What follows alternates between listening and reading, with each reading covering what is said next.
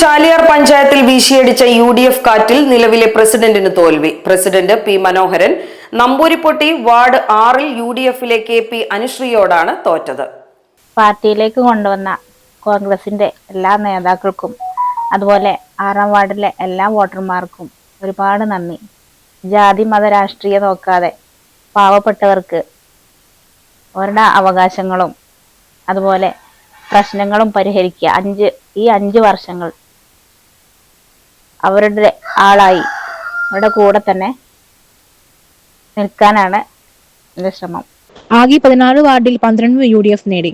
ഇതുവരെ LDFിനെ തുണച്ച block panchayat Eranhimangad block division നേടി UDF ചരിത്രം കുറിച്ചു. പഞ്ചായത്തിലെ 2 ബ്ലോക്ക് ഡിവിഷനുകളും UDFിന് സ്വന്തം.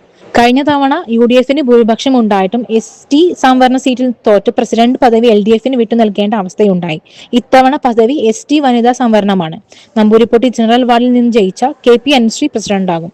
എരഞ്ഞിമങ്ങാട് നിന്നും ജയിച്ച ഷൗക്കത്ത് തോണിക്കടവൻ വൈസ് പ്രസിഡന്റും ആവും. SS Gold, Pure Gold. SS Group, Nilambur.